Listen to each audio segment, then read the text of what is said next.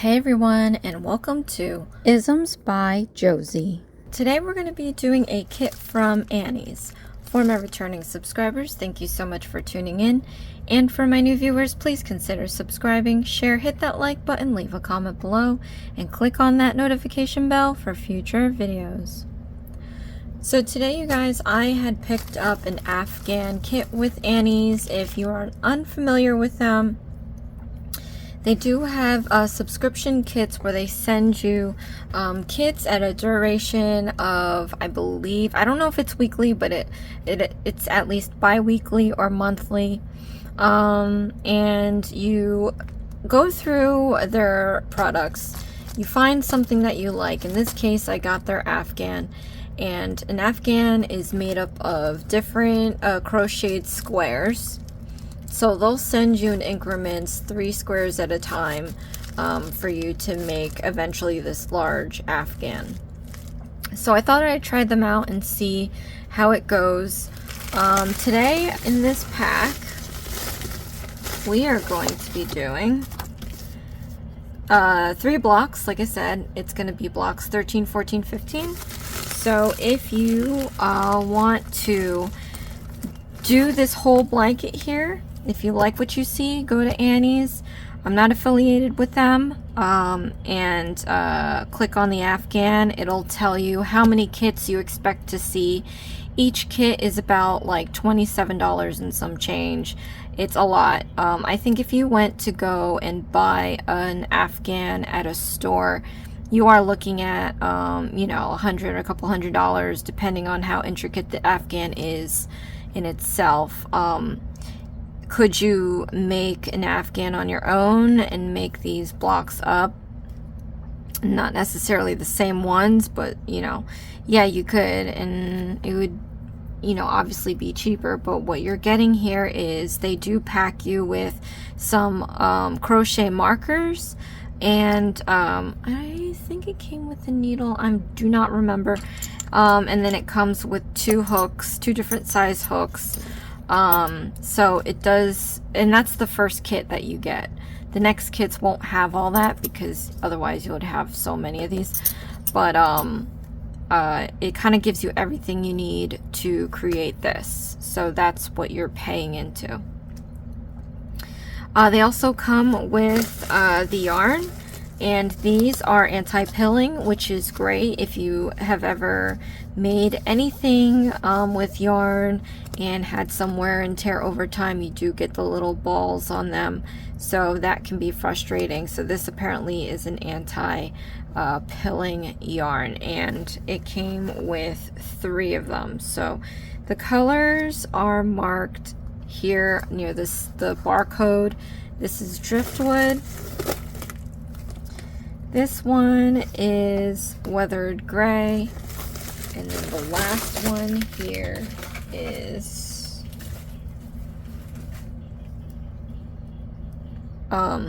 Piedra de Luna, or Moonstone. Let's just call Moonstone.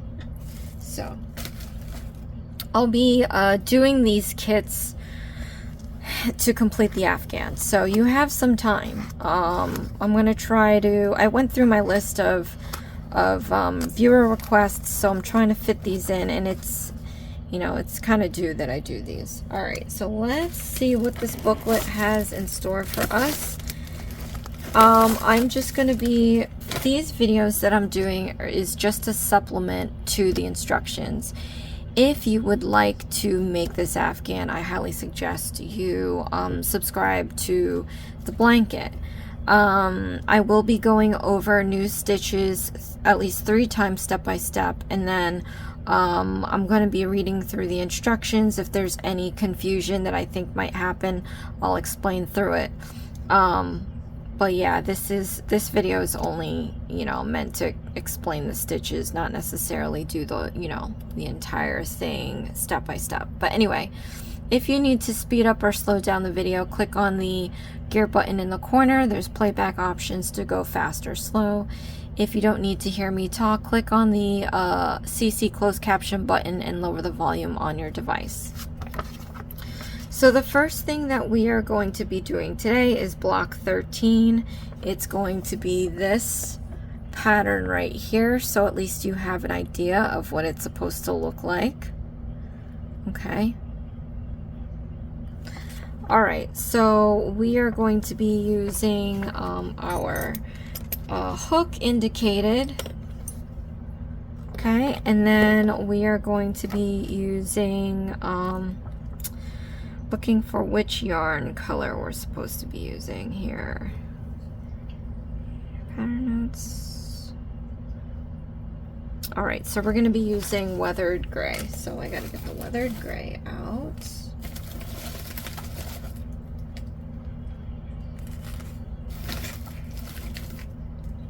All right, so we have our weathered gray. Comment below, let me know if you spell gray with a G-R-A-Y or a G-R-E-Y. I think I'm more a G-R-E-Y person. Alright, so when you get nice spools like this, you could just easily grab the outside end yarn and it'll roll around as you pull it. You're going to have to remove this.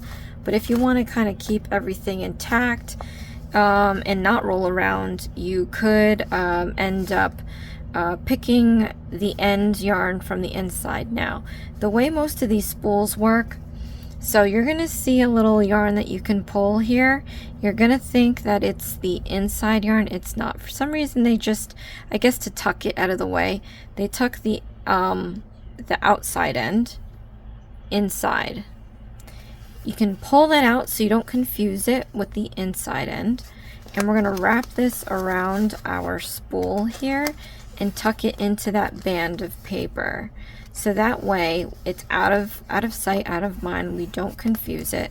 But I am going to go back in here, and what I'm going to do is pull out a chunk. Sometimes I get lucky and I pull out the other end, no problems. Sometimes they help you out and they show you the other end, but it doesn't seem like this is it. So I'm going to just randomly pull a chunk from the inside, and a big wad is going to come out. Don't get freaked out.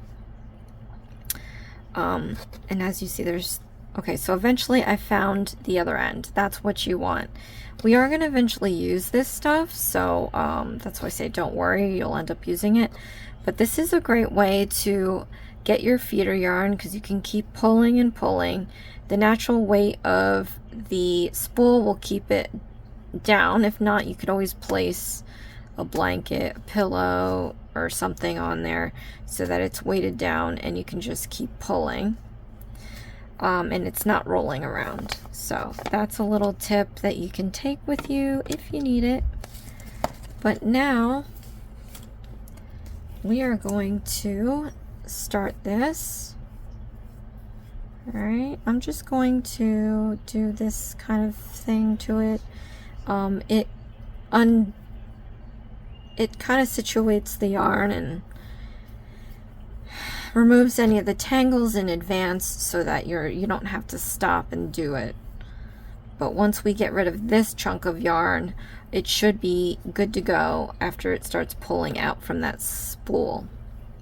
So we got our end piece here. Now what we're going to do is we are going to start off with our slip knot. Okay, this is going to get our first loop onto our hook. So what you want to do is we're going to hold this end with our ring, pinky, and thumb, and then we're going to hold the other end with our index and middle finger, and we're going to hold our yarn apart. You want your feeder yarn up here out of the way. I'm going to take the crochet hook and we're going to lie it perpendicular to the yarn. Then what I'm going to do is go down, out, and around to create a loop around the yarn. So I can slide this up and down. You want to slide the hook all the way down towards the thumb. We're trying to minimize the amount of waste that we use doing the slip knot. So take your middle finger on your right hand and just hold it where it crosses over like that. Because we're going to let go of the left and we're going to gather up some feeder yarn around our finger. Then you're going to repinch the end here with your thumb and middle finger. You want to hold on to that tight. You don't want to lose that, because we're going to slide our hook further down towards our thumb, again minimizing the amount of waste that we use doing the slip knot. And then where this crosses, you just want to pinch with your thumb and middle finger like that. That way you can no longer slide your hook up and down, and you stabilize your hook as well. What we're going to do from here is we're going to do a yarn over. A yarn over is this yarn here and wrapping it over the hook like this. So I'll show you again. You should be right here pinching this feeder yarn up here. We're going to yarn over the hook like that. Now, we're going to take the hook and drag this piece of yarn through this loop. So let's do that now. Just like that. So from here, I'm going to overhand my hook like this. I'm going to repinch my end like that. Again, to minimize the amount of waste, I'm going to push this knot that we have in the middle towards this thumb. So keep pushing that knot until it gets smaller and smaller and smaller until you can't push it anymore. And once you get to that point, you can take your middle finger and thumb and just pull this little excess piece out a little bit more to make that knot nice and snug. You don't have to pull it too tightly. And then once we're here, I'm going to just grab the knot and slide it towards my hook, leaving a little bit of room so that I can start my first stitches. Okay, so that's a slip knot. I'm going to gather up some feeder yarn here, and we're going to start our first set of instructions.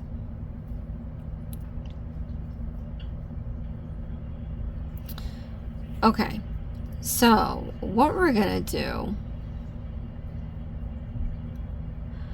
we are going to be creating our chain stitches. So the chain stitch is the most basic stitch in crocheting. So I'm going to show you how to do that. What you're going to want to do is do a yarn over with this feeder yarn here. Again, a yarn over is simply putting this over the hook. So yarn over like that. Then we're going to take the hook and pull this strand through this loop. So let's do that now. So now we have our first chain stitch, and that's it. That's as simple as it'll get for stitches in crochet. So now we're going to do this again. I'll show you 2 more times. So take this yarn, we're going to yarn over the hook, then we're going to take the hook and pull this through the loop, and now we have 2 chain stitches. One more time with you guys. So we're going to yarn over, we're going to take the hook and pull this strand through this loop, and now we have 3 chain stitches. Now the way that this yarn is, which is very soft by the way, it's going to be a little bit hard to see, but I'm going to be showing you the different pieces that make a chain stitch. So if you can try to see it either through video or through your own project in your hands right now, we have the 3 chain stitches, and each stitch has 3 loops. If you look at the, let's say, first chain here, there's a loop on this side, a loop on this side. If you turn it sideways, you have that back loop right here. So again, a chain stitch comprises of 3 loops. You have 1, 2, turn it on its side, and 3. I call this the hump. You can call it a back bump, but there's a reason why I'm explaining all the pieces to these chain stitches for the next round. So now that we did 3, go ahead and complete the rest of the chain stitches required.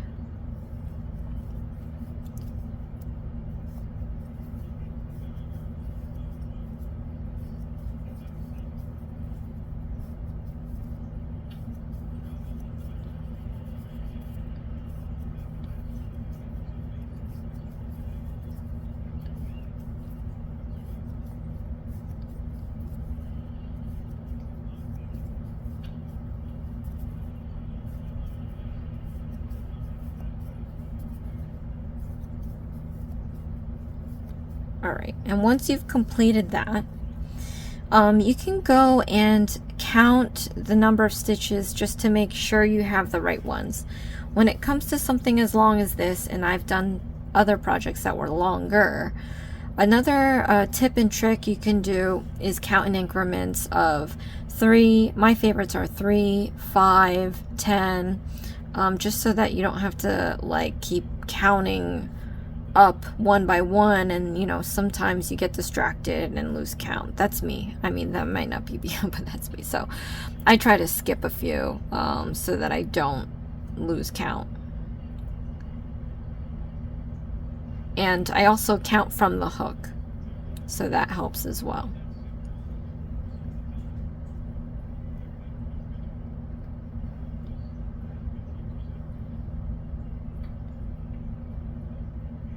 All right, so for the next part of our instructions for round 1, it says that we have to do a half double crochet stitch, and we're starting at the 3rd chain from the hook. And the reason why, and they do have this in parentheses, for the height of a half double crochet stitch, it's equal to about two chains. So when you start off like this, and then your next row is a half double crochet, they want you to be able to have the height made for the half double crochet stitch so that it looks like a solid row. If you didn't do that and you start it right away, it's going to look like a triangle, and it's going to look like a pinch at the end, at one of the ends, and you don't want that. So what we're going to do, we're going to count 3 stitches from the hook. So you see this 1, 2, and 3, and this is standard anytime, not just these instructions, but anytime someone is telling you, an instruction is telling you to do a half double crochet stitch after you make these chains. It's a typical 2 chain height to do a half double crochet row. Okay, so I showed you the parts of a chain, and it doesn't say this here. I've seen one other booklet that has done this, and I really love that booklet, by the way, and it has been on my channel, so you can definitely check that out if you want to make cute snacks. But regarding this, when you put your hook into the 3rd chain from the hook, that's what we're seeing right here. I like to put my hook into the back hump. So you have your loop here, loop there, and the back hump there that I explained earlier. We're just going to put our hook into the back hump. And the reason for that is because as we're putting our hook into the back hump, if we flip it to the other side like this, our braid for that chain is untouched. It still looks like a nice pretty braid with a loop here and a loop here. So these edges are eventually going to be sewn together, so they're not necessarily going to be exposed. But however, the reasons for doing this is, 1, if the edge is exposed, you get to keep a nice pretty braid. Or if you are doing edging, and this is all my opinion, not a fact, but when you do edging, you can then grab 2 loops, making a sturdier edge, because as you grab the 1 loop, it just seems a little flimsier to me. So this might be a little, you know, flimsy feeling. I mean, the other way that they have you do it, the universal way of doing it, is putting it into one of the braids. So I showed you that the braid of the chain has a loop here or a loop here. You normally put it on the top loop like this. And that's just as flimsy feeling. So if you're going to do a flimsy feeling anyway, you might as well use the back loop and keep the braid intact, looking nice. So it's a little much, but it'll be worth it in the end. You'll see. All right, so to do a half double crochet stitch now, what we're going to do is we're going to do a yarn over. So yarn over, From the third chain, from the hook, we're going to stick our hook in there. So again, I'm putting this in the back hump. All right, so now you have 3 loops onto your hook. From here, we're going to yarn over, and you're going to pull this through just 1 loop, like that. Now you still have 3 loops onto your hook. Then we're going to yarn over again, and we're going to pull through all 3 loops, like that. And that is pretty much a half double crochet stitch, and of course I'm going to show you 2 more times. But I wanted to show you that the 2 chains that we kept here, it's building the height of the half double crochet stitch so that it's a nice solid row. If you didn't do that, like I said, it's going to be pinched and it's going to look a little weird. All right, what you could do,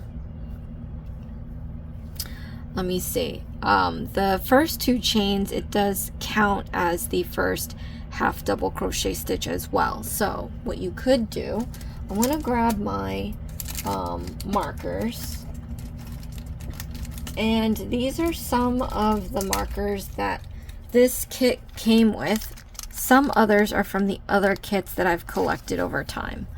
So always keep the extra tools that these kits give you, because in the end it'll help you out a lot.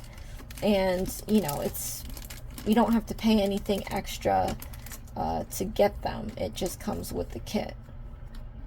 If you do not have these markers or lost them or what have you, you can buy them online or at a hobby store, and they come in packs.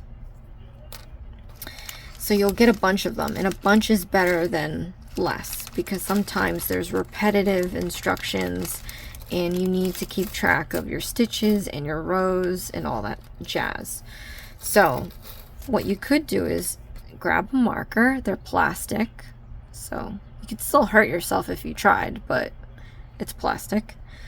I'm going to be marking the first half double crochet stitch. So where you have the 2 chains, I'm just going to mark the second chain, and that's going to indicate our first half double crochet stitch. And you want to make sure that when you stick it in there, you don't pierce the yarn. I have the 2 loops of the braid in here. It's clear, it's not piercing any yarn. I'm going to close this up, and this is going to remind me that when I'm doing the next row, this is where I should end up. Because sometimes, especially like I said, with this color, it's pretty, it's soft, but it's really hard to kind of see the stitches. In fact, the first half double crochet stitch that we made, I'm going to show you the braid part of the stitch. So here's the top stitch. There's the braid. It looks like those chain stitches that I showed you earlier. It is made up of 2 loops, one here and one here.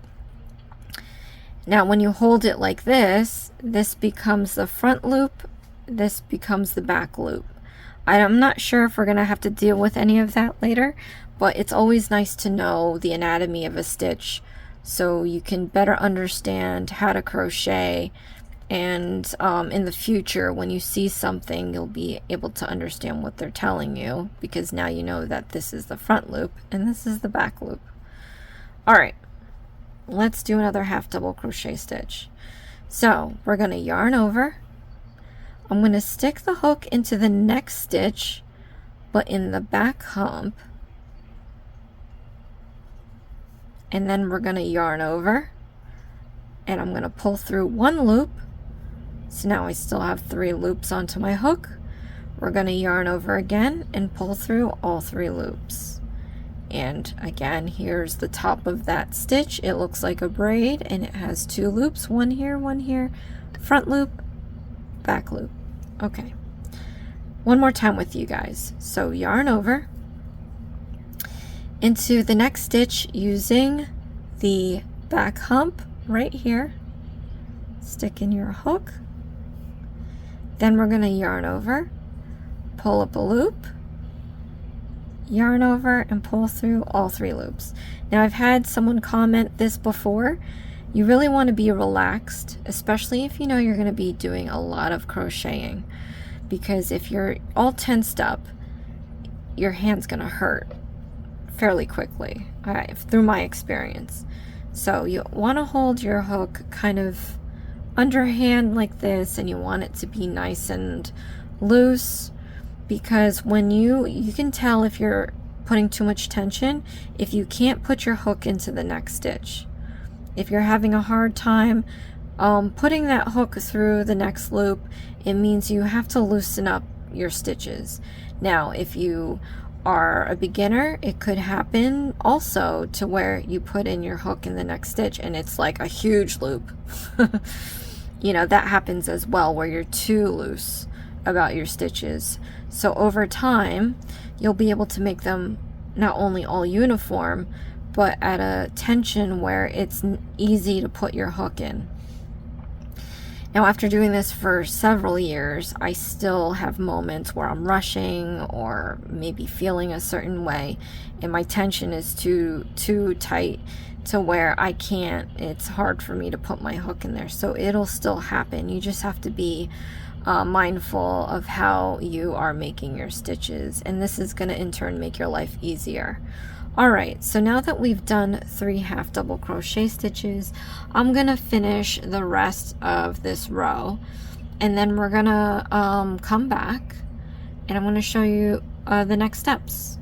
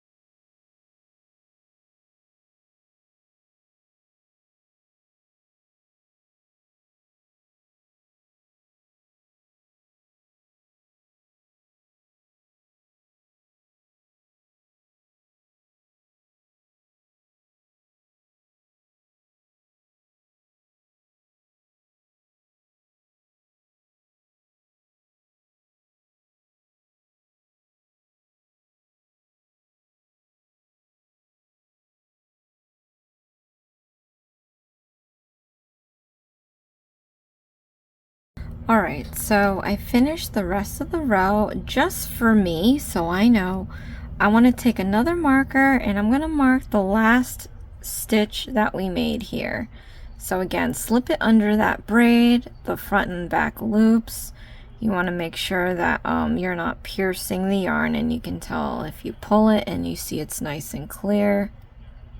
Close it up. So it says to turn it after we're done. So if you're right-handed, all your stitches are going to end up on the right side.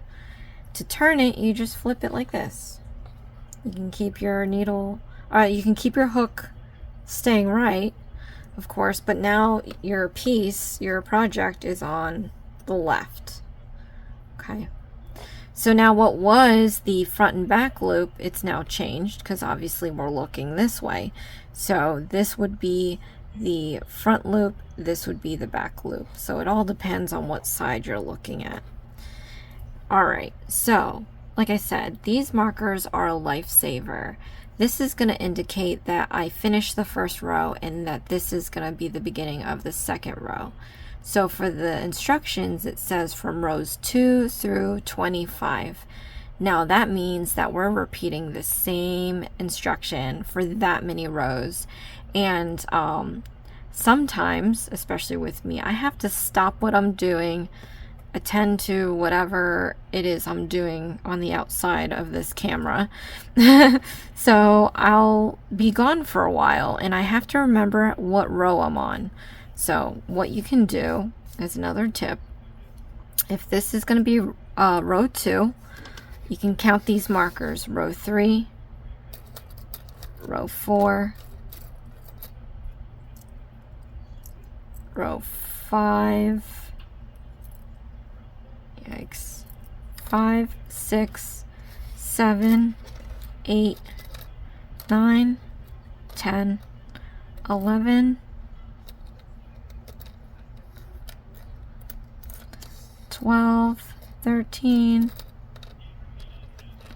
14, 15, 16, 17, 18, 19, 20, 21, 22, 23, 24, and 25. Okay, so I actually like to pick markers that have a wide opening. Sometimes over time or manufacturing, you get ones that are too close, like this one, and so it's just extra effort to make sure that it's open more and then sliding it through, as opposed to just it's open, slide it through, in case you're wondering why I'm sorting these out. Or you can, you know, color code them. Sometimes you're using like a red yarn, you don't want to use red markers because it could get lost in the mix. But anyway, so I got my markers for rows 2 through 25, so I know that whatever happens throughout my day or week, sometimes month, it's the same instruction. I just have to use all these markers up. So we're gonna do this next row together. I'm gonna put that marker in, and then after that I'm gonna do the rest in silence. But for this row, let's see, it says, ooh, okay, we're doing something a little interesting here. So in the pattern notes, we have to create the height of the half double crochet stitch. So we're going to be chaining 2, like I said. That's universal for any instruction. If you're doing a half double crochet stitch, you have to build 2 chains to make that height, okay? So make 2 chains. All right, and that's kind of considered as the first half double crochet stitch, I am gonna mark the second chain of this row to indicate that you know, where it is. That might not be a great idea. We're just gonna leave it because I don't want to use up my 25. It might get muddy. All right, so we're just gonna leave the 2 chains, and you'll just have to see it when you're coming back around. All right, so from here it says that we have to do half double crochet stitches in the spaces between the first stitches. Okay. So we're not necessarily starting on a stitch, we're starting in the space between. So let me show you what that means. So we're going to yarn over and we're going to do our half double crochet stitch, but where you're going to stick your hook. So if you spread these apart, this is the first half double crochet stitch, this is the next one. Split these 2 apart so you can see where the individual half double crochet stitches are. What we're doing is placing the hook in between 2 stitches. We're not going to even use the chains, the braids on top. We're just going to go ahead and stick our hook between the 2 half double crochet stitches, right? And we're going to go about our half double crochet life. So we're going to yarn over and pull up a loop, then we're going to yarn over and pull through all 3 loops. So now we've created our half double crochet stitch. So in brackets, when it's in brackets, it means that you have to repeat that instruction however many times it tells you to. So I'm going to show you this again. We're going to do another half double crochet stitches in between the stitches. So yarn over, we're going to go in between. So this is that next half double crochet stitch, and here's the other one. We're going to go in between the 2. So put your hook in between those 2 stitches, and we're going to complete our half double crochet stitch. So pull up a loop, yarn over, and then pull through all 3 loops. Alright, so you can kind of see now what it's doing. Let's do one more with you guys. Yarn over. We're going to place our hook in between the next set of stitches. Alright, so put your hook in between the next set. Yarn over, pull up a loop, yarn over, pull through all 3 loops. Alright, so now we've done 3 with you guys, and we're just going to continue this all the way down to the last 2 stitches. So I'm going to show you what they mean by that. So let's just continue doing this.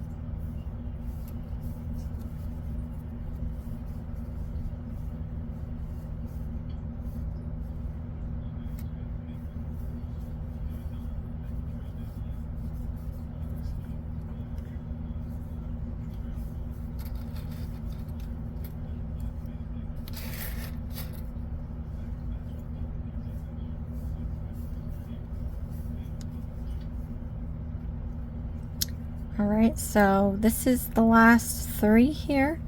So we're gonna do 1, and then we're gonna do 1 more because it said to stop at the last 2 stitches.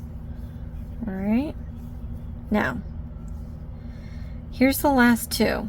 It says that we're gonna skip the next stitch and then half double crochet stitch in the last one and turn. So yarn over where this marker is, that's your last stitch. That was when we indicated the second chain from the height chains we were doing in the beginning. You're gonna stick your hook in where that marker is. Unfortunately, this row is not gonna have it because I don't want to confuse the marker situation here. But anyway, so next time you'll just have to find the second chain. But we're gonna do 1 more half double crochet stitch, and then we're gonna turn. But I am gonna mark this last stitch off just to let me know that I'm gonna be doing rows 3 now. So put my 3rd row marker in, we're gonna turn this, and we're gonna do the same instruction. So like I said, it's going to be kind of easy. These blocks are kind of easy. It's just the same thing over and over again. It definitely helps you learn the stitch.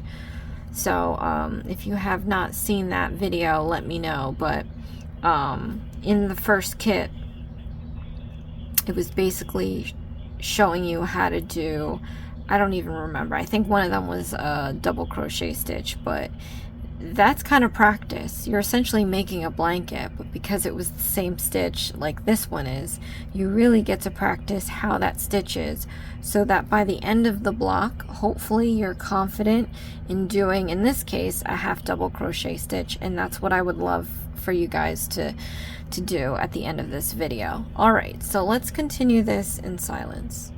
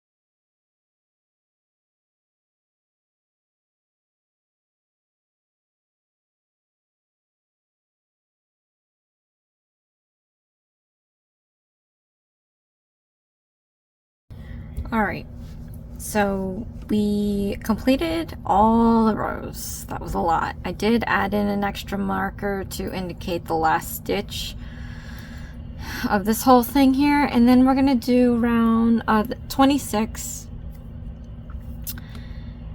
So we are going to have to switch to the smaller hook. So I'm gonna just pull this out, and we're gonna switch to the smaller hook. Okay, and retighten this up. And then it says that we have to work evenly 25 stitches, single crochet, which I'm going to show you how to do, down the sides. So down these two sides we're doing 25. And then we're going to be putting in 3 single crochet stitches in each corner. So let me just count this a bit.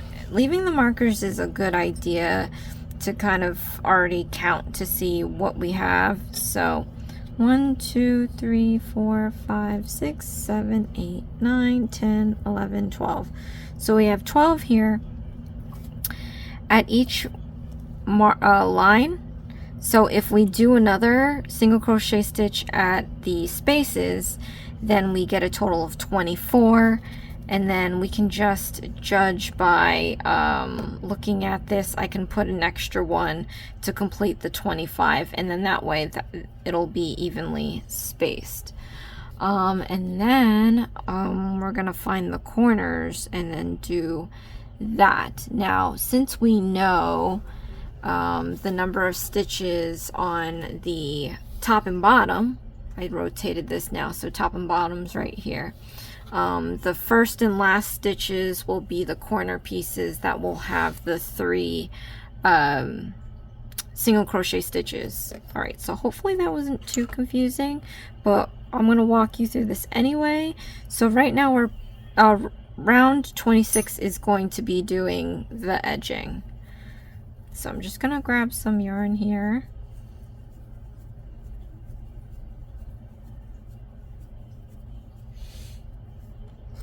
All right, and we're going to start right away with our 25 evenly spaced out 25 single crochet stitches. So we're going to start in the space and then the line. I call it space and line because there's nothing here, and the marker is right on the line of the rows. So let's do 25. Oh, I didn't even show you how to do a single crochet stitch. So we're going to stick our hook into the space, and there's no clear place to put them, but what you want to do is make sure you have 2 loops, like we mentioned in the very beginning. I find that crocheting around 2 loops is better than 1. So I'm sticking my hook into this space here, and I'm choosing to use 2 loops. Now to do a single crochet stitch, you currently have this happening right now. So to do a single crochet stitch, we're going to yarn over, and you're going to pull this through this space we put in our hook.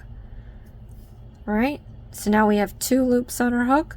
We're going to yarn over again, and you're going to pull through those 2 loops.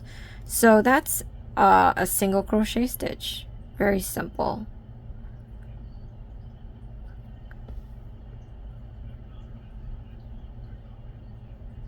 Okay, so before we do our single crochet stitch, we have to chain 1.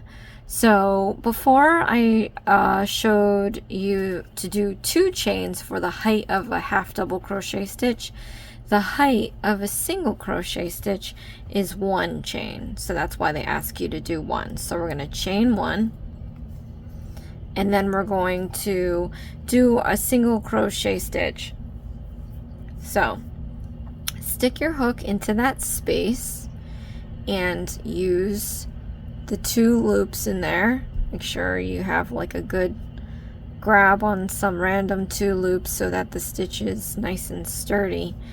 We're going to yarn over. You're going to pull this through that space we put our hook in. So now we have 2 loops on our hook. We're going to yarn over again, and you're going to pull through those 2 loops. So we have our first single crochet stitch. Here's the top of the braid. We have the front loop and the back loop. Alright, so let's do this again. I'm going to stick my hook now where the marker is, at least try to. Again, there's no clear path to put this in, but what you want to do is make sure you grab at least 2 loops to make this nice and sturdy. So we're going to yarn over, you're going to pull this through that spot there. We have 2 loops on our hook, we're going to yarn over and you're going to pull through those 2 loops. So now we have 2 single crochet stitches. Right, let's do this one more time with you guys. This time we're going to go back into the space. So put your hook in there and then you want to use up 2 loops for a nice grab on this. Yarn over, pull through that space. So now we have 2 loops. We're going to yarn over again. You're going to pull through those 2 loops. So now we have 3.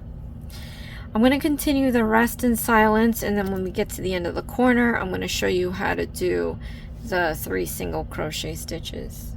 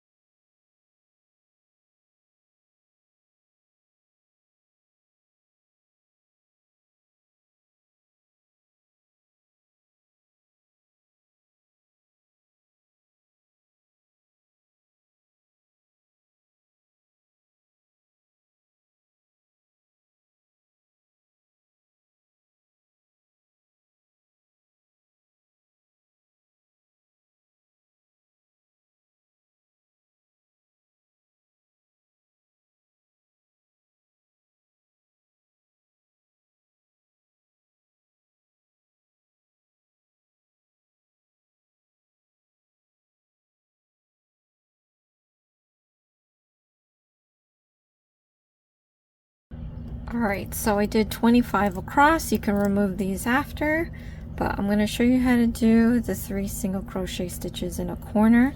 So we're just going to take, this is the bottom right now, and see, I told you how, like, if we did start our half double crochet stitches in the back hump, we get to retain the beautiful braid. It's not going to be seen after this edging, but at least now we're able to put our hook into 2 loops rather than 1, making the stitch stronger. So into this stitch here, we're going to do 3 single crochet stitches. So 1, stick your hook back into that same stitch, 2, 1 more time into the same stitch, and 3. So we have our 3 single crochet stitches into that 1 stitch. So now we're going to do 25 stitches across, and then we're going to have the same corner condition. I'm going to come back in when we get there, because that will be the end of the last stitch of that row. So we'll pop in when I get there.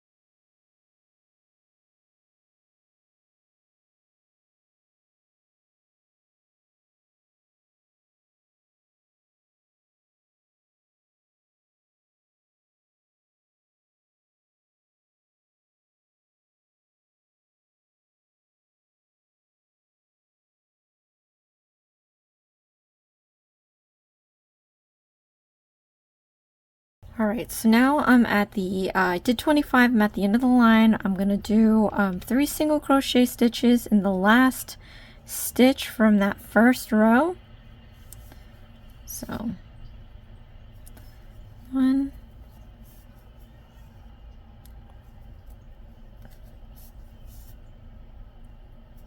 2, and 3. Okay, so now we're going to take a look at this side, and the markers are on the other side, but that's okay. We're going to do the same thing. Looks like we're going to, this time it looks like, oh, we're going to start at a marker, so marker and then space, and then at the end we'll have to fit in an extra stitch before we get into the corner to make 25. So now that this is basically the same process that we did for this end, we're going to do it for this end, and then let's see, and then we're going to come back down here. So back to the beginning, which we've already marked.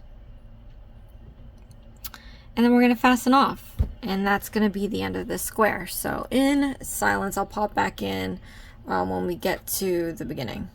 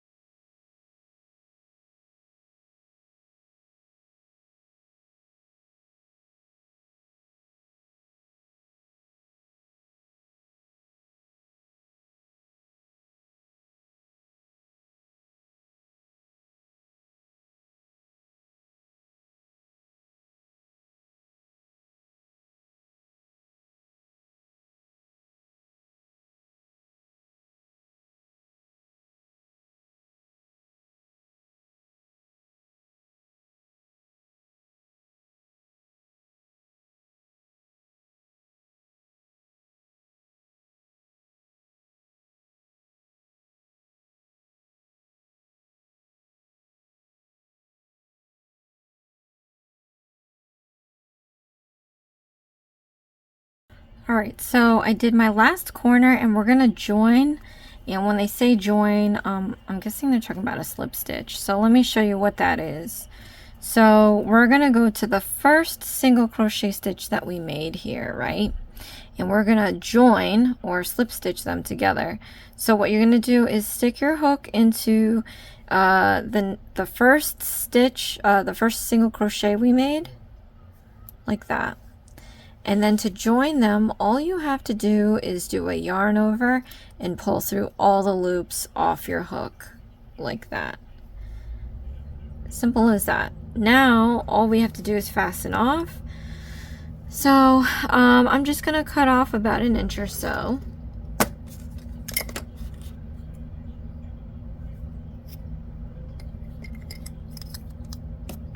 And then, to fasten off, you're going to yarn over and you're going to pull this through the loop and all the way out. So just pull it all the way out.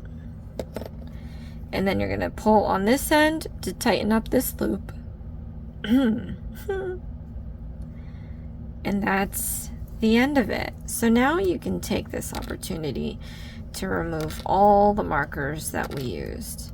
So essentially these markers are also helpful for when you have to do even stitches on the sides, because you will find, if you didn't, good for you, but you will find that crocheting edging on the sides of your project is a lot harder than being able to see the simple stitches on the top or the bottom of your project.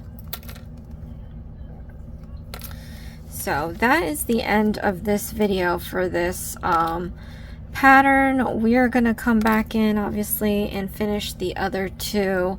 Comment below, tell me how it went, and if you're looking forward to completing the rest of this Afghan, you know, and how you like that kind of idea of subscribing into a project and getting piecemealed